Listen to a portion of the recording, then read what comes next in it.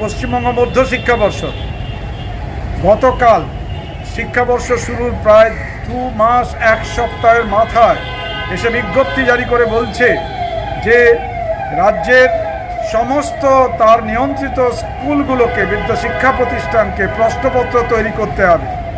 আমরা এই সিদ্ধান্তের তীব্র বিরোধিতা করছি, কারণ তাদের জানা নেই যে গ্রামীণ বিদ্যালয়গুলোর 70%-এরও বেশি বিদ্যালয়ে বিষয় শিক্ষক শিক্ষিকা নেই, প্রায় 50%-এরও বেশি। কোনো রকমের জোড়াতালি দিয়ে চলছে, এভাবে চলতে পারে না। তারপরে এই বিজ্ঞপ্তি কেন শিক্ষাবর্ষ শুরুর আগে করা গেল না? এই বিজ্ঞপ্তি কেন শিক্ষাবর্ষ শুরুর আগে করা গেল না? 2 মাস 1 সপ্তাহ লাগলো এই সিদ্ধান্তে পৌঁছতে, আর কদিন পরেই এপ্রিলের প্রথম সপ্তাহে পরীক্ষা, 1 তারিখ থেকে পরীক্ষা নেবে। সময় কোথা? আর্থিকভাবে পিছিয়ে